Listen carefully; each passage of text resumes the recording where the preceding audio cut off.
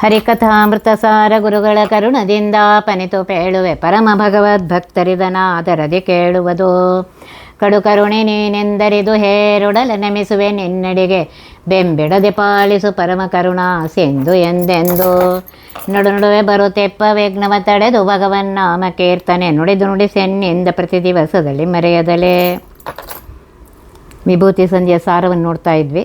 ಅದರಲ್ಲಿ 25ನೇ ಪದ್ಯ. ಮಾತರೇಶ್ವನು ದೇಹ ರಥದೊಳು ಸೂತನಾಗಿಹ ಸರ್ವಕಾಲದಿ ಶ್ರೀ ತರುಣಿ ವಲ್ಲಭ ರಥಿಕನೆಂದರಿದು ನಿತ್ಯದಲ್ಲಿ ಪ್ರೀತಿಯಿಂದಲಿ ಪೋಷಿಸುತ್ತ ವಾತಾತಪಾದಿಗಳಿಂದ ಅವಿರತ ಈ ತನುವಿನೊಳು ಮಮತೆ ಬೆಟ್ಟವನೇ ಮಹಾಯೋಗಿ.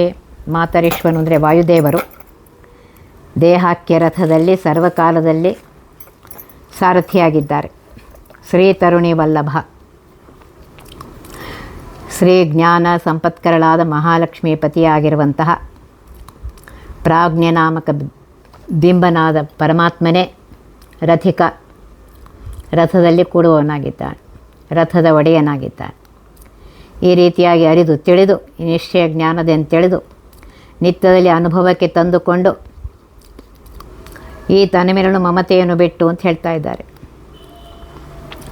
ಈ ದೇಹ ತಾನಲ್ಲ, ತನ್ನದಲ್ಲ, ಪರಮಾತ್ಮ ಕೊಟ್ಟ ಸಾಧನ ಶರೀರವಿದು ಅಂಥೇಳಿ ತಿಳಿದುಕೊಂಡು ಮಮತ ಅಹಂಕಾರಗಳನ್ನು ಬಿಟ್ಟು ನಿತ್ಯದಲ್ಲಿ ಪರಮಾತ್ಮನೇ ಇದು ದೇಹ ಪರಮಾತ್ಮನ ರಥ ಅಂತ ಭಾವಿಸುತ್ತಾ ವಾತಾತಪಾದಿಗಳಿಂದ ಗಾಳಿ, ಚಳಿ, ಬಿಸಿಲು, ಶೀತೋಷ್ಣಗಳಿಂದ ಯಾವಾಗಲೂ ನಿರಂತರ ಪೋಷಿಸುತ್ತಾ ರಕ್ಷಣೆ ಮಾಡ್ತಾ ಇದ್ದಾನೆ ಅಂಥೇಳಿ ಮಮತೆಯನ್ನು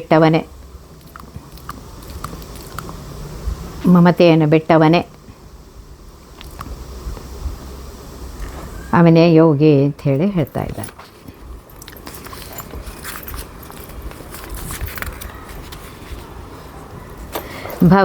ಭವವೆನೆ ಪವನದೆಯೊಳು ಕರ್ಮ ಪ್ರವಾಹದೊಳು ಸಂಚರಿಸುತ್ತಿಹ ದೇಹವೇ ಸುನಾವೆಯ ಮಾಡಿ ತನ್ನವರಿಂದ ಒಡಗೂಡಿ ದಿವಸಗಳಲ್ಲಿ ಲಕ್ಷ್ಮೀ ಧವನು ಕ್ರೀಡಿಪನೆಂದು ಚಿಂತಿಸೆ ಪವನನಯ್ಯ ಭವಾಬ್ದಿ ದಾಟಿಸಿ ಪರಮ ಸುಖವೇವ. ಭವವೆನೆ ಪವನದೆಯೊಳು ಸಂಸಾರವೇ ಸಾಗರ ಅಂತ ತಿಳಿದುಕೊಂಡು ಪ್ರವಾಹವೇ ಕರ್ಮ ಪ್ರವಾಹ, ಅನೇಕ ಕರ್ಮಗಳನ್ನು ಮಾಡಿದ್ದೇವೆ. ಈ ಭವ ಸಮುದ್ರದಲ್ಲಿ ತೇಲು ಮುಳುಗು ಹಾಕಿ ಕೈ ಸೋತರೆ ದಾಟಲು ನಾವೇ ಬೇಕು.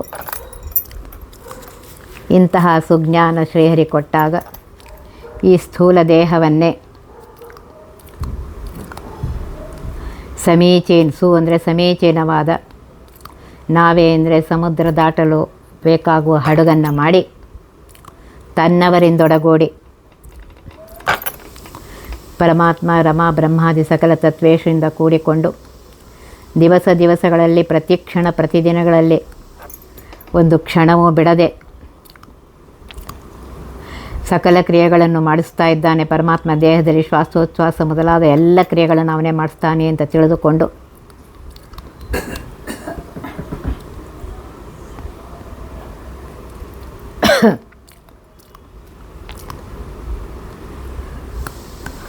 ದೇಹಾಂತರ್ಗತ ರೂಪಗಳಿಗೂ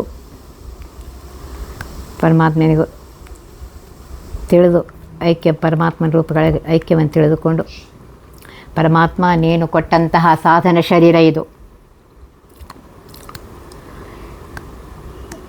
ನನಗೆ ಭವ ಕಡಲನ್ನು ದಾಟಿಸಲು ಸಮರ್ಪಿತವಾಗಿರುವಂತಹ ನೌಕಾರೂಪವಾಗಿರುವಂತಹ ಶರೀರ,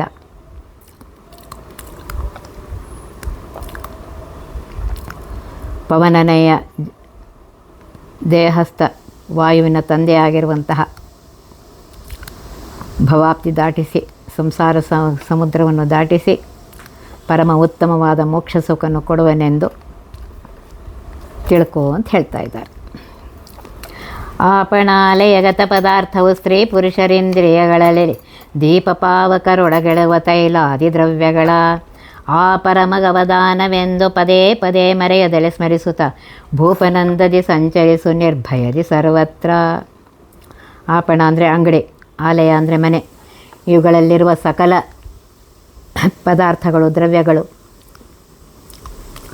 ದೀಪ, ಪಾವಕರೊಳಗಳು, ತೈಲಾದಿ ದ್ರವ್ಯಗಳು. ದೀಪ ಅಂದರೆ ಪ್ರಕಾಶಮಾನ ಉರಿಲಿಕ್ಕೆ ಎಣ್ಣೆ, ತುಪ್ಪ ಏನೇನಿದೆ ಬೇಕು ಅದೆಲ್ಲ.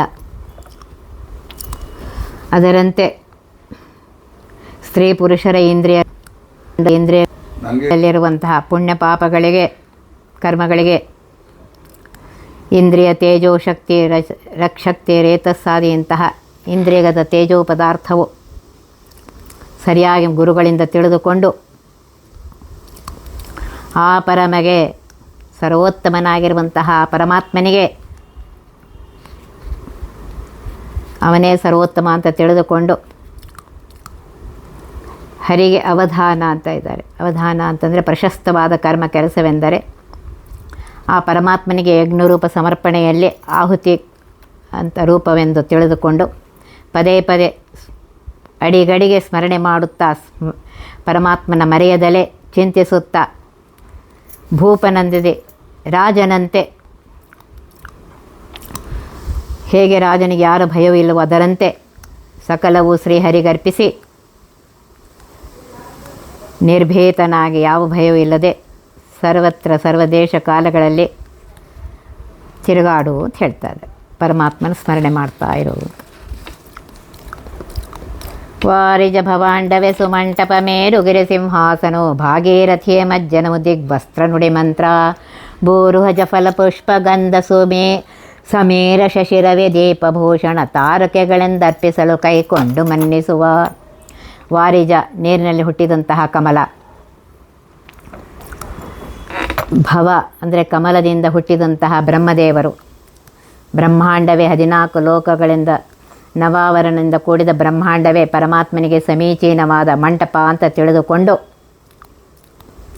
ಮೇರುಗಿರಿ ಸಿಂಹಾಸನ, ಬ್ರಹ್ಮಾಂಡ ಮಧ್ಯವರ್ತಿಯಾಗಿರುವ ಮೇರು ಪರ್ವತವು ಸಿಂಹಾಸನ, ಪರಮಾತ್ಮನು ಕುಳಿತಿರುವಂತಹದೇ ಗದ್ದುಗೆ, ಭಾಗೀರಥಿಯೇ ಮಜ್ಜನವು ಅಂದರೆ ಭಾಗೀರಥಾದಿ ಗಂಗಾದಿ ನದಿಗಳೇ ಪರಮಾತ್ಮನಿಗೆ ಅಭಿಷೇಕದ ಉದಕಗಳು, ನೀರುಗಳು. ದಿಗ್ವಸ್ತ್ರ, ದಶ ದಿಕ್ಕುಗಳೇ ಪರಮಾತ್ಮನಿಗೆ ಉಡುವ ತೊಡುವ ಎಲ್ಲ ಪಿತಾಂಬರ ವಸ್ತ್ರಗಳು. ಸಮಸ್ತ ಜನರಾಡತಕ್ಕ ನುಡಿಗಳೇ ವೇದ ಮಂತ್ರಗಳು. ಭೂರುಹಜ ವೃಕ್ಷದಿಂದ ಉತ್ಪನ್ನವಾದ ನಾನಾ ಜಾತಿಯ ಸುಗಂಧ ಹೂಗಳೇ ಕುಸುಮ. ಸಮೀರ ಗಾಳಿಯೇ ಗಂಧವಾಹನನಾಗಿದ್ದಾನೆ. ಶ್ರೀ ಪರಮಾತ್ಮನಿಗೆ ಪರಿಮಳ ಸುವಾಸನೆಯನ್ನು ಕೊಡುವಂತಹ ಗಂಧ. ರವಿ, ಸೂರ್ಯ, ಶಶಿ ಅಂದರೆ ಚಂದ್ರ, ಇವರೇ ಜ್ಯೋತಿ ಪ್ರಕಾಶಮಾನವಾದ ದೀಪಗಳು. ತಾರಕೆಗಳು ಸಾಲು ಸಾಲಾಗಿ ಗುಂಪು ಗುಂಪಾಗಿ ತೇಜೋ ರೂಪದಿಂದ ಶೋಭಿಸುವ ನಕ್ಷತ್ರಗಳೇ ಪರಮಾತ್ಮನಿಗೆ ಭೂಷಣಗಳು, ಆಭರಣಾದಿಗಳು ಅಂತ ಸಮರ್ಪಣೆ ಮಾಡಿದರೆ ಬಿಂಬನಾಗಿರುವಂತಹ ಪರಮಾತ್ಮ ಕೈಕೊಂಡು ಸ್ವೀಕರಿಸಿ ಆಧರಿಸುವ ಅವರಿಗೆ ಅನುಗ್ರಹವನ್ನು ಮಾಡ್ತಾನೆ.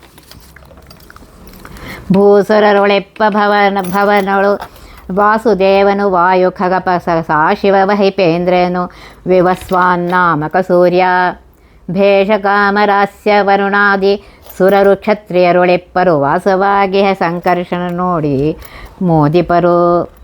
ಭೂಸುರೊಳೆಪ್ಪ ಅಬ್ಜ ಭವನಳು. ಭೂಸುರ ಅಂದರೆ ಬ್ರಾಹ್ಮಣರು, ಭೂಮಿಯ ಸುರರು, ದೇವತೆಗಳು ಬ್ರಾಹ್ಮಣರು. ಬ್ರಾಹ್ಮಣರಲ್ಲಿ ಶ್ರೇಷ್ಠರಲ್ಲಿ ಇರುವವರು, ಬ್ರಾಹ್ಮಣ ಜಾತಿಗೆ ಅಭಿಮಾನಿಯಾದ ಅಬ್ಜಭವನಳು ಕಮಲ ಸಂಭವನಾಗಿರುವಂತಹ ಬ್ರಹ್ಮದೇವರಲ್ಲಿ ವಾಸುದೇವ ನಾಮಕ ಪರಮಾತ್ಮನ ವಿಭೂತಿ ಇದೆ. ಇದ್ದದೆಂದಲೇ ಅಧ್ಯಾತ್ಮ ಯಜ್ಞ, ಮಂತ್ರಯಜ್ಞ, ಜ್ಞಾನಯಜ್ಞ ಇತ್ಯಾದಿ ಯಜ್ಞಗಳನ್ನು ಮಾಡಲಿಕ್ಕೆ ಬರುತ್ತೆ. ಇವೆಲ್ಲ ಪ್ರವರ್ತನೆ ಮಾಡುವಂತಹ ವಾಸುದೇವ ನಾಮಕ ಪರಮಾತ್ಮನಿಗೆ ಇವುಗಳನ್ನು ಅರ್ಪಿಸಬೇಕು ಅಂತ ಹೇಳ್ತಾ ಇದ್ದಾರೆ. ವಾಯುದೇವರು, ಖಗಪ ಅಂದರೆ ಗರುಡ ದೇವರು, ಸದಾಶಿವ ಅಂದರೆ ಸರ್ವದಾ ಮಂಗಳಪ್ರದವಾಗಿರುವಂಥ ಶ್ರೀರಾಮರೂಪಿ ಹರಿಯ ಧ್ಯಾನರತರಾಗಿರುವಂತಹ ವೈಷ್ಣವೋತ್ತಮರಾಗಿರುವಂತಹ ಸದಾಶಿವ ರುದ್ರದೇವರು, ಅಹಿಪ ಅಂದರೆ ಶೇಷದೇವರು, ಇಂದ್ರದೇವರು, ವಿವಸನ್ನಾಮಕ ಸೂರ್ಯ, ಭೇಷ ಅಂದರೆ ಚಂದ್ರ, ಕಾಮದೇವರು, ಅಮರಾಸ್ಯ ದೇವತೆಗಳಿಗೆ ಮುಖವಾಗಿ ಹವಿಸ್ಸನ್ನು ತನ್ನ ಮುಖದಿಂದ ಸ್ವೀಕರಿಸಿ ಅವರವರ ಹವಿರ್ಭಾವನ ಅವರವರಿಗೆ ಕೊಡುವ ಅಗ್ನಿದೇವರು, ವರುಣದೇವರು ಇವರೇ ಮೊದಲಾದ ಕ್ಷತ್ರಿಯ ಸ್ವಭಾವ ಜೀವರು, ಕ್ಷತ್ರಿಯ ಜಾತಿಯ ಸ್ವಭಾವ ಜೀವ ಇರುವಂಥವರು. ಇವರಲ್ಲಿ ಸಂಕರ್ಷಣರೂಪಿಯಾಗಿರುವಂತಹ ಪರಮಾತ್ಮ ಇದ್ದಾನೆ ಅಂತ ತಿಳ್ಕೊಬೇಕು. ಮೀನಕೇತನ ತನಯ ಪ್ರಾಣಾಪಾನ ವ್ಯಾನೋ ದಾನ ಮುಖ್ಯೇ ಕೋನ ಪಂಚಾಶನ್ಮರುದ್ಗಣ ರುದ್ರ ವಸುಗಣರೋ ಮೇನಕಾತ್ಮಜ ಕುವರ ವಿಕ್ಷ್ವಕ್ಸೇನ ಧನಪಾದ್ಯ ನಿಮಿಷರನು ಸದಾನುರಾಗದಿ ಧೇನಿಪುದು ವೈಶ್ಯರಳು ಪ್ರದ್ಯುಮ್ನ. ಮೀನಕೇತನ ತನಯ, ಮೀನ ಚಿನ್ನವೇ ಧ್ವಜವಾಗಿರುವಂತಹ ಕಾಮದೇವರ ಮಗ ಅನಿರುದ್ಧ ದೇವನು. ಪ್ರಾಣ ಅಪಾನ ವ್ಯಾನ ಉದಾನ ಸಮಾನ ಈ 5 ಜನ ದಾಸಪ್ರಾಣರು. ಏಕೋನ ಪಂಚಾಶನ್ ಮರುದ್ಗಣ 49 ಜನ ಮರುದ್ಗಣ ದೇವತೆಗಳು, 7 ಜನ ವಸುಗಣ. ಮೇನಕಾತ್ಮಜ ಕುವರ, ಮೈನಾಕ ಪರ್ವತನ ಮಗಳಾದ ಪಾರ್ವತಿ ದೇವಿಯರ ಕುವರ ಗಣೇಶ. ವಿಕ್ಷ್ವಕ್ಸೇನ, ಕುಬೇರನೇ ಧನಪ. ಆದಿ ಮೊದಲಾದ ಎಲ್ಲ ದೇವತೆಗಳು ಅನಿಮಿಷರು ಅಂತ ಯಾಕೆ ಹಾಕ್ತಾರೆ ಅಂದರೆ ರೆಪ್ಪೆ ಹಾಕೋದಿಲ್ಲ ಅವರು. ವೈಶ್ಯ ಜಾತಿಗಳಿಗೆ ಅಭಿಮಾನಿಗಳು. ಇವರನ್ನು ಸದಾ ಕಾಲದಲ್ಲಿ ಭಕ್ತಿಯಿಂದ ವೈಶ್ಯ ಜಾತಿಯರಲ್ಲಿ ಶ್ರೀ ಪ್ರದ್ಯುಮ್ನ ದೇವರ ವಿಭೂತಿಯನ್ನು ಧ್ಯಾನಿಸಬೇಕು ಅಂತ ಹೇಳ್ತಾ ಇದ್ದಾರೆ.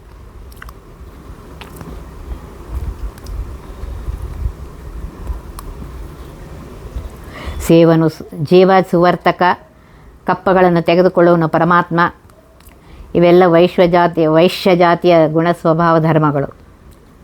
ಆಪಣಾಲಯವೆಂಬ ಪದ ಹಿಂದೆ ಬಂದಿದೆ 27ನೇ ಪದ್ಯದಲ್ಲಿ. ವೈಶ್ಯ ಗುಣಧರ್ಮ ಪ್ರವರ್ತನಾದ ಪ್ರದ್ಯುಮ್ನಿಗೆ ಧ್ಯಾನೋಪಾಸನ ರೂಪವಾಗಿ ಉಪದೇಶಿಸ್ತಾರೆ. ಇನ್ನು ಬ್ರಾಹ್ಮಣ, ಕ್ಷತ್ರಿಯ, ವೈಶ್ಯ ಜಾತಿ, ಶೂದ್ರ ಜಾತಿ ದೇವತೆಗಳ ಆಯಾ ಜಾತಿಗಳ ಅಭಿಮಾನಿಗಳಾಗಿದ್ದರು. ದೇವತೆಗಳಲ್ಲಿ ಬ್ರಾಹ್ಮಣಾದಿ ಎಲ್ಲ ಜಾತಿಯ ಗುಣಧರ್ಮಗಳು ಸಮ್ಮಿಶ್ರವಾಗಿವೆ ಅಂತ ತಿಳ್ಕೋಬೇಕು. ಇರುತಿಹರು ನಾ ಸತ್ಯದಸ್ರರು ನಿರ್ಋತು ಯಮಧರ್ಮ ಕಿಂಕರರು ಮೇದಿನೀಂ ಕಾಲ ಮೃತ್ಯು ಶನೈಶ್ಚರ ಇಗಳು ಕರೆಸಿಕೊಂಬರು ಶೂದ್ರನ ನವರತ ಶೂದ್ರರುಳಿಪ್ಪರವರೊಳಗೆ ಅನಿರುದ್ಧ ಅವರೊಳಗೆ ಅರವಿದೂರ ಅನಿರುದ್ಧ ನಿಹನೆಂದರಿದು ಮನ್ನಿಪುದು. ನಾಸತ್ಯದಸ್ರು ನಾಮಕ ಅಶ್ವಿನಿ ದೇವತೆಗಳು, ನಿರ್ಋತಿ ದೇವ, ಯಮಧರ್ಮರಾಜ, ಯಮಕಿಂಕರರು ಯಮದೇವರ ಭೃತ್ಯರು. ಮೇದಿನಿ ಅಂದರೆ ಭೂಮಿಗೆ ಅಮುಖ್ಯಾಭಿಮಾನಿಯಾಗಿರುವಂಥ ಧರಾದೇವಿ. ಕಾಲ ಅಂದರೆ ಮೃತ್ಯುದೇವತೆ, ಯಮನ 2ನೇ ರೂಪ. ಶನೈಶ್ಚರನೇ ಮೊದಲಾದ ದೇವತೆಗಳು. ಇವರು ಶೂದ್ರ ಜಾತಿಯವರೆಂದು ಕರೆಸಿಕೊಳ್ಳವರು. ಅನವರತ ಇವರೆಲ್ಲರೂ ಶೂದ್ರ ಜಾತಿಯ ಅಭಿಮಾನಿಗಳಾಗಿ ಅವರಲ್ಲಿ ಇರ್ತಾರೆ. ಇವರಲ್ಲಿ ಅರವಿದೂರ ದೋಷದೂರನಾಗಿರುವಂಥ ಅನಿರುದ್ಧ ನಾಮಕ ಪರಮಾತ್ಮನ ವಿಭೂತಿಗಳಿವೆ ಅಂತ ತಿಳ್ಕೋಬೇಕು. ಅದು ತಿಳಿದು ಗೌರವಿಸು, ಮನ್ನಿಪುವುದು ಅಂದರೆ ಗೌರವಿಸು, ಮರ್ಯಾದೆ ಮಾಡಬೇಕು. ಭಕ್ತಿ ಪುರಸ್ಸರ ಶ್ರೀ ಅನಿರುದ್ಧ ನಾಮಕನ ಪರಮಾತ್ಮನಿಗೆ ವಂದನೆ ಮಾಡಬೇಕು ಅಂತ ಹೇಳ್ತಾ ಇದ್ದಾರೆ. ವೀತಭಯ ನಾರಾಯಣ ಚತುಪಾತು ತಾನೆಂದೆನಿಸಿ ತತ್ತಜ್ಜಾತಿ ಧರ್ಮ ಸುಕರ್ಮಗಳ ತಾ ಮಾಡಿಸುತ್ತ ಚೇತನರ ಒಳಹೊರಗೆ ಓತಪ್ರೋತನಾಗಿದ್ದೆಲ್ಲರಿಗೆ ಸಂಪ್ರೀತಿಯಲ್ಲಿ ಧರ್ಮಾರ್ಥ ಕಾಮಾದಿಗಳ ಕೊಡುತಿಹನು. ವೀತ ಭಯ ಹೋದ ಭಯ ಹೋಗಲ್ಪಟ್ಟ ಭಯ ಉಳ್ಳವನೆಂದರೆ ಸರ್ವತಂತ್ರ ಸ್ವತಂತ್ರನಾಗಿರುವಂತಹ, ಮಹಾಪ್ರಳಯೋದಕದಲ್ಲಿ ವಟಪಾತ್ರಶಾಹಿ ಆಗಿರುವಂತಹ ಪರಮಾತ್ಮನಿಗೆ ಯಾವ ಭಯವೂ ಇಲ್ಲ. ಆ ನಾರಾಯಣನೇ ಮುಕ್ತಾಶ್ರಯನಾಗಿದ್ದಾನೆ. ಎಲ್ಲ ಉದಕಗಳಿಗೆ ಆಶ್ರಯನಾಗಿರುವಂತಹ ಮೂಲ ರೂಪ ನಾರಾಯಣನು ಚತುಷ್ಪಾತು ತಾನೆಂದೆನಿಸಿ ಬ್ರಾಹ್ಮಣ, ಕ್ಷತ್ರಿಯ, ವೈಶ್ಯ, ಶೂದ್ರ ಈ 4 ಜಾತಿಯವರ ಗುಣ ಸ್ವಭಾವವುಳ್ಳ 4 ಜಾತಿಯವರಿಗೆ ಸಂರಕ್ಷಕನಾಗಿದ್ದಾನೆ.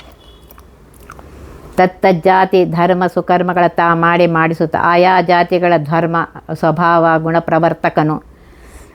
ಸುಕರ್ಮಗಳ ವೇದವಿಹಿತವಾದ ಒಳ್ಳೆಯ ಕರ್ಮಗಳನ್ನು ಆಯಾ ಜಾತಿಯವರಿಗೆ ಅನುಕೂಲವಾದ ಕ್ರಿಯೆಗಳನ್ನು ಮಾಡಿಸುತ್ತಾ ಚೇತನರ ಒಳಹೊಳಗೆ ಸಕಲ ಜೀವರ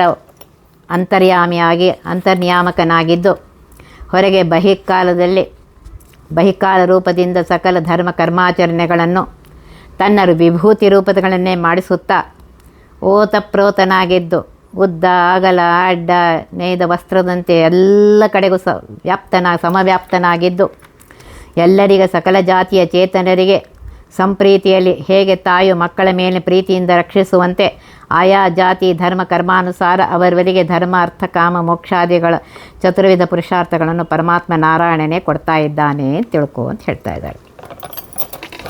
ನಿಧನ ಧನದ ವಿಧಾತ ವಿಗತಾಭ್ಯಧಿಕದ ಸಮವರ್ತೆ ಸಾಮಗ ತ್ರಿದಶಗುಣ ಸಂಪೂಜ್ಯ ತ್ರಿಕಕುದ್ಧಾಮ ಶುಭನಾಮ ಮಧುಮತನ ಭೃಗುರಾಮ ಘೋಟಕ ವದನ ಸರ್ವ ಪದಾರ್ಥದಳು ತುದಿ ಮೊದಲು ತುಂಬಿಹನೆಂದು ಚಿಂತಿಸು ಬಿಂಬ ರೂಪದಲ್ಲಿ.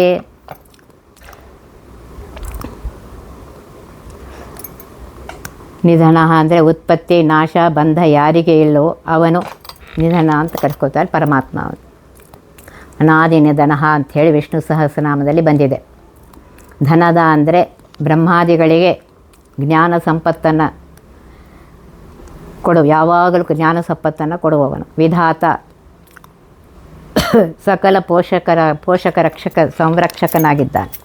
ಸಕಲ ಜಗತ್ತಿನ ಪೋಷಕನೂ ಆಗಿದ್ದಾನೆ, ಸಂರಕ್ಷಕನೂ ಆಗಿದ್ದಾನೆ ಪರಮಾತ್ಮ.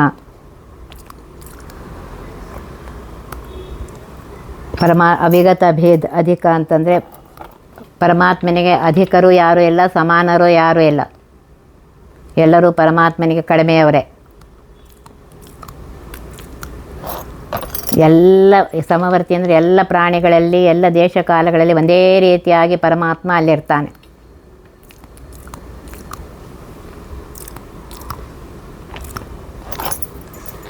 ಹೀಗೆ ಸಾಮವೇದಗಳಿಂದ ಗಾನವನ್ನು ಮಾಡಿಸಿಕೊಳ್ಳುವಂತಹ ತ್ರಿದಶಗಣ ಪೂಜ್ಯ ದೇವತೆಗಳ ಸಮೂಹದಿಂದ ಪೂಜ್ಯನಾಗಿರುವಂತಹ ತ್ರಿಕಕುದ್ಧಾಮ ಶ್ವೇತದ್ವೀಪ ಅನಂತಾಸನ ವೈಕುಂಠದಲ್ಲಿರುವಂತಹ ಶುಭನಾಮ ಕಲ್ಯಾಣ ಮಂಗಳಕರ ಅನಂತ ನಾಮವುಳ್ಳಂತಹ ಮಧುನಾಮಕ ದೈತ್ಯನನ್ನು ಸಂಹಾರ ಮಾಡಿದಂತಹ ಮಧುಸೂದನ ನಾಮಕ ಪರಮಾತ್ಮನು ಭೃಗುರಾಮ ಭೃಗುಕುಲೋತ್ಪನ್ನ ಪರಶುರಾಮ ಘೋಟಕವದನ ಅಂದರೆ ಹಯವದನ ತನ್ನ ವಿಭೂತಿ ರೂಪಗಳಿಂದ ಬ್ರಹ್ಮಾಂಡದ ಸರ್ವ ವಸ್ತುಗಳಲ್ಲಿ ಎಲ್ಲ ಕಡೆಗೂ ತುಂಬಿದ್ದಾನೆ, ವ್ಯಾಪ್ತನಾಗಿದ್ದಾನೆ, ಅಂತಹ ನಿಯಾಮಕನೂ ಆಗಿದ್ದಾನೆ. ನನ್ನ ಬಿಂಬನೇ ಸರ್ವಬಿಂಬ ಅಂತ ಹೇಳಿ ಚಿಂತನೆ ಮಾಡು ಅಂತ ಹೇಳ್ತಾ ಇದ್ದಾರೆ ದಾಸರು. ಕನ್ನಡಿಯ ಕೈವಿಡೆದು ನೋಡಲು ತನ್ನೆರವು ಸವ್ಯದಿ ಕಣ್ಣಿಗೊಪ್ಪುವ ತೆರದಿ ಅನಿರುದ್ಧನಿಗೆ ಈ ಜಗವು ಭಿನ್ನ ಭಿನ್ನವೇ ತೋರು ತೆಪ್ಪುದು ಜನ್ಯವಾದುದರಿಂದ ಪ್ರತಿಬಿಂಬನ್ನಮಯಗಾನೆಂದರಿದು ಪೂಜಿಸಲು ಕೈಕೊಂಬ. ಕನ್ನಡಿಯನ್ನು ಹಿಡಿದು ನೋಡಿದರೆ, ತನ್ನ ಮುಖಾಲಂಕಾರ ನೋಡಿದರೆ ತನ್ನೆರವು ತನ್ನ ನಿಜವಾದ ಸ್ಥಿತಿ ಮುಖವು ಸವ್ಯ ಬಲಕ್ಕಾಗಿ ಇದ್ದದ್ದು, ಅಪಸವ್ಯ ಅಂದರೆ ಎಡಕ್ಕೆ ತೋರುವಂತೆ ಶ್ರೀ ಅನಿರುದ್ಧ ನಾಮಕ ಪರಮಾತ್ಮನು ಸೂಕ್ಷ್ಮ ಸೃಷ್ಟಿಯಲ್ಲಿ ದೇಹ ನಿರ್ಮಾಣ ಕರ್ತನಾಗಿದ್ದಾನೆ, ಪಿಂಡಾಂಡ ರಕ್ಷಕನಾಗಿದ್ದಾನೆ. ಬಹಿರ್ಬ್ರಹ್ಮಾಂಡ ಸ್ಥೂಲ ಬ್ರಹ್ಮಾಂಡ ನಿರ್ಮಿತನಾದ ಕಾರಣ ಈ ಅನಿರುದ್ಧ ನಾಮಕ ಪರಮಾತ್ಮನಿಗೆ ಈ ಜಗತ್ತು ಭಿನ್ನವಾಗಿರುವುದಲ್ಲದೆ ಭಿನ್ನವೇ ಬೇರೆಯಾಗಿ ಅಪಸವ್ಯ ರೂಪದಿಂದ ಕಾಣಿಸ್ತಾ ಇದೆ. ಈ ಸ್ಥೂಲ ಬ್ರಹ್ಮಾಂಡ ಅನಿರುದ್ಧನಿಂದ ಹುಟ್ಟಿದುದರಿಂದ ಈ ಜಗತ್ತು ಪರಮಾತ್ಮನಿಗೆ ಪ್ರತಿಬಿಂಬವಾಗಿದೆ.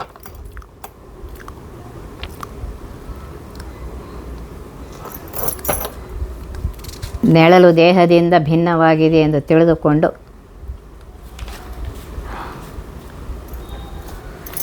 ಪೂಜಿಸಬೇಕು ಅಂತ ಹೇಳ್ತಾ ಇದ್ದಾರೆ. ಭಕ್ತಿಯಿಂದ ಪರಮಾತ್ಮನ ಅರ್ಚನೆ ಮಾಡು, ಆಗ ಪರಮಾತ್ಮ ಅದನ್ನು ಸ್ವೀಕಾರ ಮಾಡ್ತಾನೆ ಅಂತ ಹೇಳ್ತಾರೆ. ಬಿಂಬರೆನಿಪರು ಸೋತ್ತಮರು ಪ್ರತಿಬಿಂಬರೆನಿಪರು ಸ್ವಾವರರು ಬಿಂಬಗಳೊಳಗೆ ಕೇವಲ ಬಿಂಬ ಹರಿಯಂದು ಸಂಭ್ರಮದಿ ಪಾಡುತ್ತಲಿ ನೋಡುತ್ತ ಒಂಬುದುಡುವುದಿಡುವುದು ಕೊಡುವುದೆಲ್ಲವೂ ಅಂಬುಜಾಂಬಕನ ಅಂಗ್ರಿ ಪೂಜೆಗಳೆಂದು ನಡೆದಾರು. ಬಿಂಬ ಯಾವನ ಅಧೀನವಾಗಿಯೂ ಯಾವಾತನ ಸತ್ತಾದಲ್ಲಿ ಇರುವರೋ ಆ ಉತ್ತಮರು ಬಿಂಬರೆಂದು ಕರೆಸ್ಕೋತಾರೆ. ಸ್ವಾವರರು ಅಧಮರು ಪ್ರತಿಬಿಂಬರೆಂದು ಶಾಸ್ತ್ರ ನಿಯಮದಂತೆ ಹೇಳ್ಕೊತಾರೆ. ಬಿಂಬರೊಳಗೆ ತಮಗಿಂತಲೂ 2 ಗುಣ ಆರಂಭಿಸಿ ಉತ್ತಮರು ಬಿಂಬರು. ಇದೇ ಪ್ರಕಾರ ಶ್ರೀಹರಿಯೇ ಸರ್ವೋತ್ತಮ, ಎಲ್ಲರಿಗೂ ಕೇವಲ ಮುಖ್ಯ ಜೀವಾಂತರ್ಗತನಾಗಿ ಪರಮಾತ್ಮನೇ ಬಿಂಬನಾಗಿದ್ದ ಸರ್ವರು ಪರಮಾತ್ಮನ ಅಧೀನರಾಗಿದ್ದಾರೆ. ಈ ಸುಜ್ಞಾನದಿಂದ ಪರಮಾತ್ಮನೇ ಮುಖ್ಯ ಬಿಂಬ ಅಂತ ಧ್ಯಾನಿಸುತ್ತಾ ಸಂಭ್ರಮದಿ ಅಂದರೆ ಒಳ್ಳೆಯ ಉತ್ಸಾಹದಿಂದ ಪರಮಾತ್ಮನೇ ಬಿಂಬ, ಸರ್ವಕರ್ತ, ಕಾರಯಿತ ಅಂತ ಉತ್ಸಾಹದೊಡನೆ ಆ ಪರಮಾತ್ಮನನ್ನು ಪಾಡುತ್ತಾ ಬಿಂಬರೂಪಿಯಾದ ಆ ಪರಮಾತ್ಮನ ಧ್ಯಾನ ಮಾಡುತ್ತಾ ನೋಡುತ್ತಾ ಉಂಬುದು, ದೇವರ ನೈವೇದ್ಯ ಹುಂಜಿಸುವುದು, ಉಡುವುದು, ವಸ್ತ್ರಾದಿಗಳನ್ನ ಪರಮಾತ್ಮನ ಅಲಂಕಾರ ಅಂತ ಹೇಳಿಬಿಟ್ಕೊಳ್ಳೋದು, ಇಡುವುದು, ಆಭರಣಾದಿಗಳನ್ನ ಇಡುವುದು, ಕೊಡುವುದು, ಇನ್ನೊಬ್ಬರಿಗೆ ಅನ್ನದಾನ ಮಾಡುವುದು ಇತ್ಯಾದಿ ದಾನ ಮಾಡುವುದು, ಪಾತ್ರರಿಗೆ ದಾನ ಮಾಡುವುದು, ಶಿಷ್ಯರಿಗೆ ವಿದ್ಯಾದಾನ ಇತ್ಯಾದಿ ಎಲ್ಲ ಅಂಬುಜಾಪ ಕಮಲದಂತಹ ಕಣ್ಣುಳ್ಳಂತಹ ಪರಮಾತ್ಮನ ಪೂಜೆ ಅಂತ ತಿಳಿದುಕೊಂಡು ಅವನಿಗೆ ಅರ್ಪಣೆ ಮಾಡುವು ಅಂತ ಹೇಳ್ತಾ ಇದ್ದಾರೆ. ನದಿಯ ಜಲದದಿಗೆರವ ತೆರದಂದದಲ್ಲಿ ಭಗವದ್ದತ್ತ ಧರ್ಮಗಳು ದಧೀಶಯನಿಗರ್ಪಿಸುತ್ತ ವ್ಯಾವೃತ ನೀನಾಗೆ ವಿಧಿ ನಿಷೇಧಗಳೊಳಗಾಗದಲ್ಲೇ ಮಾಡುತ್ತ ದರ್ವಿಯಂದದಿ ಪದುಮನಾಭನ ಸಕಲ ಕರ್ಮಗಳಲ್ಲಿ ನೆನೆಯುತ್ತಿರು.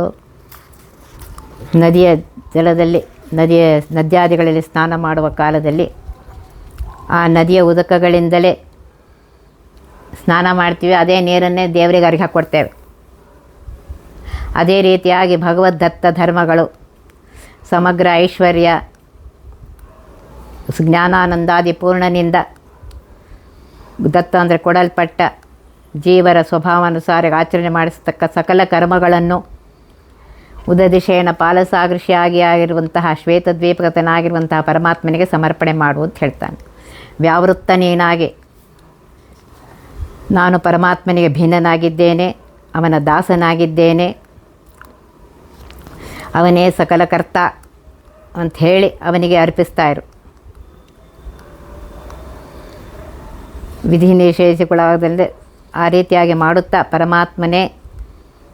ಪರಮಾತ್ಮನು ಸಕಲ ಪುಣ್ಯ ಪಾಪಗಳನ್ನು ನನ್ನ ಯೋಗ್ಯತೆಯಿಂದೇ ಮಾಡಿಸ್ತಾ ಇದ್ದಾನೆ, ಅದರಂತೆ ನಾನು ಮಾಡ್ತಾ ಇದ್ದೇನೆ, ನಾನು ಸ್ವತಂತ್ರದಿಂದ ಯಾವ ಕರ್ಮವನ್ನು ಮಾಡುವವನಲ್ಲ ಅಂತ ತಿಳುವಳಿಕೆಯಿಂದ ಸಕಲ ಕರ್ಮಗಳನ್ನು ಅವನಿಗೆ ಅರ್ಪಿಸುತ್ತಾ ದರ್ವಿ ಎಂದದಿ ಸೌಟು ದರ್ವಿ ಅಂದರೆ ಸೌಟು ಯಾವ ಪದಾರ್ಥದಲ್ಲಿ ಹಾಕಿದರೂ ಕಲೆಸುವ ಧರ್ಮವಿದೆಯೋ ಅದರಂತೆ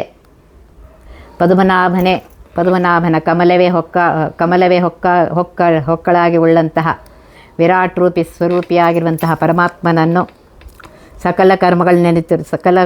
ಎಲ್ಲ ಕರ್ಮದಲ್ಲಿ ನೀನೇ ಪ್ರೇರಿಸುತ್ತೆ, ನಾನು ಮಾಡ್ತಾ ಇದ್ದೇನೆ ಪರಮಾತ್ಮ, ಇದು ನಿನಗೆ ಅರ್ಪಿಸ್ತಾ ಇದ್ದೇನೆ ಅಂತ ಹೇಳಿ ಅವನಿಗೆ ಅರ್ಪಿಸ್ತಾ ಇರು. ಅಂದರೆ ಎಲ್ಲ ಕಾಲದಲ್ಲಿಯೂ ಆ ಪರಮಾತ್ಮನೇ ಮಾಡಿಸ್ತಾ ಇದ್ದಾನೆ, ಅವನು ಹೇಳಿದಂತೆ ನಾನು ಮಾಡ್ತಾ ಇದ್ದೇನೆ ಅಂಥೇಳಿ ಅರ್ಪಿಸ್ತಾ ಇರು ಅಂತ ಹೇಳ್ತಾ ಇದ್ದಾರೆ. ಅರಿಯದಿದ್ದರು ಎಮ್ಮೊಳೆದ್ದನವರತ ವಿಷಯಗಳುಂಬ ಜ್ಞಾನೋತ್ತರದಿ ತನಗರ್ಪಿಸಲು ಚಿತ್ಸುಖವಿತ್ತು ಸಂತೈಪ ಸ್ಮರಿತು ಕಾಲ ಸ್ಪ್ರವಹಗಳು ಕಂಡರೆಯು ಸರಿ ಕಾಣದೆರೆಯು ಪರಿವವು ಮರಳಿ ಮಜ್ಜನ ಪಾನಪ ಕರ್ಮಗಳಿಂದ ಸುಖವಿಹವು. ಅರಿಯದಿದ್ದರು ನಾವು ಮಾಡತಕ್ಕಂತಹ ಸಕಲ ಕರ್ಮಗಳನ್ನು ಪರಮಾತ್ಮನೇ ಮಾಡಿಸ್ತಾನೆ ಅಂತ ತಿಳಿಯದಲೇ ಮಾಡಿದರು. ಎಮ್ಮೊಳೆದ್ದು ಅನವರತ ನಮ್ಮ ಅಂತರಂಗದಲ್ಲಿದ್ದು ಮಾಡಿಸಿ ವಿಷಯಗಳು ಸುಕರ್ಮ ದುಷ್ಕರ್ಮ ಕ್ರಿಯಾಮಾಣ ವಿಷಯ ಸುಖ ದುಃಖ ಸಮ್ಮಿಶ್ರವಿಲ್ಲದ ಶುಭಾಶುಭ ರಸವನ್ನು ಸ್ವೀಕಾರ ಮಾಡುತ್ತಲೇ ಇರ್ತಾನವನು. ಶುಭಸಾರ ರಸವನ್ನು ಮಾತ್ರ ಸ್ವೀಕಾರ ಮಾಡ್ತಾನೆ. ಸರಿತು ಅಂದರೆ ನದ್ಯಾದಿ ಪ್ರವಾಹಗಳು ಕಾಲ ಪ್ರವಾಹವು ಕಂಡರೆಯೂ ಸರಿ, ನಾವು ನದ್ಯಾದಿ ಪ್ರವಾಹ ಕಂಡರಂತೂ ಸರಿ, ಅದು ಹರ್ಕೊಂಡು ಹೋಗ್ತಾನೇ ಇರ್ತದೆ, ನಾವು ಕಾಣದೇ ಇದ್ದರೂ ಅದು ಹರಿತಾನೇ ಇರುತ್ತೆ. ಮರಳಿ ಪುನಃ ಮಜ್ಜನ ಪಾನ ಮತ್ತು ಸಾನ ಪಾನ ಉದಕ ಪ್ರಾಶನಾದಿ ಕರ್ಮಗಳಿಂದ ಸಂತೋಷ ಕೊಡುತ್ತವೆ ಅವು ನಮಗೆ. ಅದರಂತೆ ಪರಮಾತ್ಮನು ಸರ್ವಕರ್ತ ಎಂಬ ಜ್ಞಾನದಿಂದ ನೀನಿತ್ತ ಕರ್ಮಗಳನ್ನು ನಿನಗೆ ಅರ್ಪಿಸ್ತಾ ಇದ್ದೇನೆ ಅಂತ ಹೇಳಿದರೆ ನದಿಯ ಜಲ ನದಿಗೆ ಕೊಡುವಂತೆ ಸಮರ್ಪಣೆ ಮಾಡಲು ಚಿತ್ಸುಖವಿತ್ತು ಸ್ವರೂಪಾನಂದರ್ಭಾವ ಆನಂದವನ್ನು ಕೊಡ್ತಾನೆ ಅಂತ ಹೇಳ್ತಾರೆ. ಸಂತೈಪ ಮೋಕ್ಷದಲ್ಲಿಟ್ಟು ಅನುದಾನದಲ್ಲಿಟ್ಟು ರಕ್ಷಿಸ್ತಾನೆ ಅಂತ ಹೇಳ್ತಾರೆ.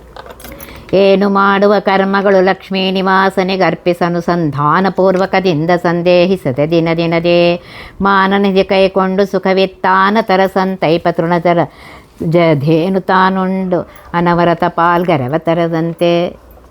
ನೀನು ಮಾಡುವಂತಹ ಕಾಯಿಕ, ವಾಚಿಕ, ಮಾನಸಿಕ 3 ಬಗೆಯ ಕರ್ಮಗಳನ್ನು ಅನುಸಂಧಾನಪೂರ್ವಕವಾಗಿ ಮಾಡಿ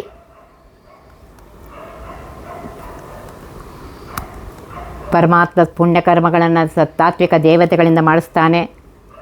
ಸಕಲ ಪಾಪ ಕರ್ಮಗಳನ್ನು ತತ್ವಮಾನಿ ದೈತ್ಯಾದಿಗಳಿಂದ ಪ್ರಚೋದನೆ ಮಾಡಿಸಿ ಅವರಿಂದ ಮಾಡಿಸ್ತಾನೆ. ಈ ಅನುಸಂಧಾನ ಇಟ್ಟುಕೊಂಡು ಪರಮಾತ್ಮನೇ ಸ್ವತಂತ್ರಕರ್ತ ಅಂತ ತಿಳಿದುಕೊಂಡು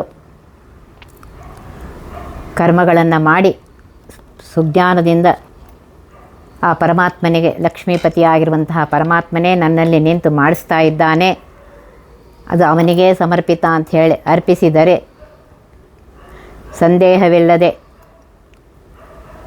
ದಿನದ ಪ್ರತಿ ಕ್ಷಣಕ್ಕೂ ಆ ಪರಮಾತ್ಮ ನೆನೆಸಿ ಎಲ್ಲ ನೀನೇ ಮಾಡಿಸ್ತಾ ಇದೆಯಪ್ಪ, ನಿನಗೇ ಅರ್ಪಿಸ್ತಾ ಇದ್ದೇನೆ ಅಂತ ಹೇಳಿದರೆ ಪರಮಾತ್ಮ ಅದನ್ನು ಸ್ವೀಕರಿಸಿಕೊಂಡು ಪಾಪ ಭಸ್ಮ ಮಾಡಿ ದೈತ್ಯರಿಗೆ ಕೊಡ್ತಾನೆ.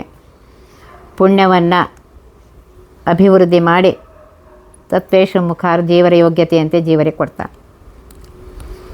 ಆದ್ದರಿಂದ ಅನವರತ ಯಾವಾಗಲೂ ಅವನಿಗೆ ಶರಣು ಹೋಗಿ ನಮಸ್ಕಾರ ಮಾಡು, ಆಗ ನಿನ್ನನ್ನು ರಕ್ಷಣೆ ಮಾಡ್ತಾನೆ. ಹೇಗೆ ಅಂತ ಉದಾಹರಣೆ ಕೊಡ್ತಾರೆ. ಆಕಳು ಹುಲ್ಲು ಮೇಯ್ದು ನೀರು ಕುಡಿದು ಹಾಲು ಕೊಡುವಂತೆ ಪರಮಾತ್ಮನು ಹುಲ್ಲು ನೀರು ಸಮವಾದ ಲಘು ಕರ್ಮಗಳನ್ನು ಸ್ವೀಕರಿಸಿ ಅಮೃತಮಯವಾದ ಹಾಲನ್ನು ಕುಡಿಸ್ತಾನೆ, ಆನಂದವನ್ನು ಕೊಡ್ತಾನೆ ಅಂತ ಹೇಳ್ತಾ ಇದ್ದಾರೆ. ಪೂರ್ವ ದಕ್ಷಿಣ ಪಶ್ಚಿಮ ಉತ್ತರ ಪಾರ್ವತೇಪತಿ ಅಗ್ನಿವಾಯುಸು ಶಾರ್ವರೇಚರ ದಿಗ್ವಲಯದೊಳು ಹಂಸನಾಮಕನು ಸರ್ವಕಾಲಜಿ ಸರ್ವರಳು ಸುರ ಸಾರ್ವಭೌಮನು ಸ್ವೇಚ್ಛೆಯಲ್ಲಿ ಮತ್ತೋರ್ವರಿಗೆ ಗೋಚರಿಸದ ವ್ಯಕ್ತಾತ್ಮನೆಂದೆನಿಪ. ಪೂರ್ವ ದಕ್ಷಿಣ ಪಶ್ಚಿಮ ಉತ್ತರ ದಿಕ್ಕುಗಳೇ ಕ್ರಮವಾಗಿ ಇಂದ್ರ, ಯಮ, ವರುಣ, ಕುಬೇರ ಮತ್ತು ವೇದುಕ್ಕಳೆಂದರೆ ಈಶಾನ್ಯದಲ್ಲಿ ಪಾರ್ವತಿಪತಿ ಮಹಾದೇವ, ಆಗ್ನೇಯ ದಿಕ್ಕಿಗೆ ಅಗ್ನಿದೇವರು, ವಾಯುವ್ಯಕ್ಕೆ ಪ್ರವಾಹವಾಯು, ಈ ರೀತಿಯಾಗಿ ಶಾರ್ವರೀಚರ ಅಂದರೆ ರಾತ್ರಿ ಸಂಚಾರ ಮಾಡುವ ರಾಕ್ಷಸರು, ಇವರೆಲ್ಲರಲ್ಲಿ ಸಮೀಚೀನ ದೇವಗಳು ಸೇರಿದ ನಿವೃತ್ತಿ ದೇವ, ಕಿನ್ನರರು, ಗುಹ್ಯಕರು, ರಾಕ್ಷಸರು, ಪನ್ನಗರು, ಪಿತೃಗಳು, ಈ ಗಣಕ್ಕೆ ನಿವೃತ್ತಿ ದೇವ ಮುಖ್ಯ ಒಡೆಯನಾಗಿದ್ದಾನೆ. ಇದನ್ನು ಸರಿಯಾಗಿ ತಿಳಿದುಕೊಂಡು ನಿವೃತ್ತಿ ರಾಕ್ಷಸನಲ್ಲ, ದೇವತೆ ಅವನು. ಈ ಸರಿಯಾಗಿ ತಿಳಿದುಕೊಂಡು ಸರ್ವ ದೇಶ ಸರ್ವ ಕಾಲದಲ್ಲಿ ಸರ್ವ ಜೀವರಲ್ಲಿ ಪರಮಾತ್ಮ ವ್ಯಾಪಿಸಿಕೊಂಡು ತನ್ನ ಸತ್ಯ ಸಂಕಲ್ಪ ಅನುಸಾರವಾಗಿ ಯಾರಿಗೂ ಗೋಚರಿಸದೆ ಆಯಾ ಜೀವರಿಂದ ಕರ್ಮಗಳನ್ನ ಮಾಡಿಸಿ ಅವರಿಗೆ ಫಲವನ್ನು ಕೊಡ್ತಾನೆ ಅಂತ ಹೇಳ್ತಾ ಇದ್ದಾರೆ. ಪರೀಡಾವತ್ಸರನು ಸಂವತ್ಸರದೊಳೆನಿರುದ್ಧಾದಿ ರೂಪ ಧರಿಸಿ ಬಾರ್ಹಸ್ಪತ್ಯ ಸೌರಭ ಚಾಂದ್ರಮನು ಎನಿಸಿ ಇರುತಿಹ ಜಗನ್ನಾಥ ವೆಟ್ಟಲ ಸ್ಮರಿಸುವವರನು ಸಂತೈಪನೆಂದು ಪರಾಕ್ರಮ ಉಚಿತ ಸಾಧನ ಯೋಗ್ಯತೆಯನರಿತು. ಪರಮಾತ್ಮ ಇಡಾವತ್ಸರ ಸೂರ್ಯದೇವನು ಅಶ್ವಿನ್ಯಾದಿ ರೇವತಿ ತನಕ 27 ನಕ್ಷತ್ರಗಳನ್ನು 12 ಬಾರಿ 27 ನಕ್ಷತ್ರಗಳಲ್ಲಿ ಸಂಚರಿಸ್ತಾನೆ. ಈ ಕಾಲನಾಮಕ ಪರಮಾತ್ಮನಿಗೆ ಇಡ ಅಂತ ಹೆಸರು. ವತ್ಸರ ಅಂದರೆ 360 ದಿವಸಗಳಲ್ಲಿ ಸೂರ್ಯ ಸಂಚರಿಸುವ ಕಾಲಕ್ಕೆ ವತ್ಸರ ಅಂತ ಕರೀತಾರೆ.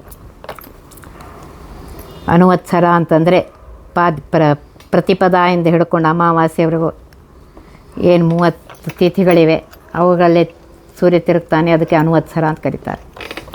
ಸಂವತ್ಸರ ಅಂತಂದರೆ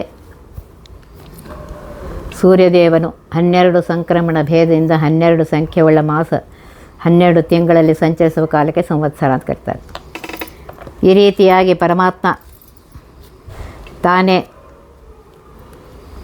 ಇಡಾ ನಕ್ಷತ್ರ ಚಂದ್ರಮಾನ ವತ್ಸರ 360 ದಿವಸಗಳಿಂದ ಈ ರೀತಿಯಾಗಿ ತಿಥಿಗಳಲ್ಲಿ ಈ ರೀತಿಯಾಗಿ ಅವನೇ ಸಂಚಾರ ಮಾಡುತ್ತಾ ತಿರುಗ್ತಾ ಇರ್ತಾನೆ. ತಿರುಗಿ ಯಾರ್ಯಾರಿಗೆ ಅವರವರ ಜೀವಿಗಳಿಂದ ಕರ್ಮಗಳನ್ನು ಮಾಡಿಸಿ ಕಾಲಾಂತರ್ಯಾಮಿಯಾಗಿದ್ದುಕೊಂಡು ಪರಮಾತ್ಮ ಆಯಾ ಜೀವಿಗಳಿಂದ ಅವರ ಯೋಗ್ಯತೆಗೆ ಅನುಸಾರವಾಗಿ ಕರ್ಮಗಳನ್ನು ಮಾಡಿಸಿ ಅವರಿಗೆ ಏನು ಫಲ ಕೊಡಬೇಕು ಅವನ್ನು ಕೊಡ್ತಾನೆ ಅಂತ ಹೇಳ್ತಾ ಇದ್ದಾರೆ.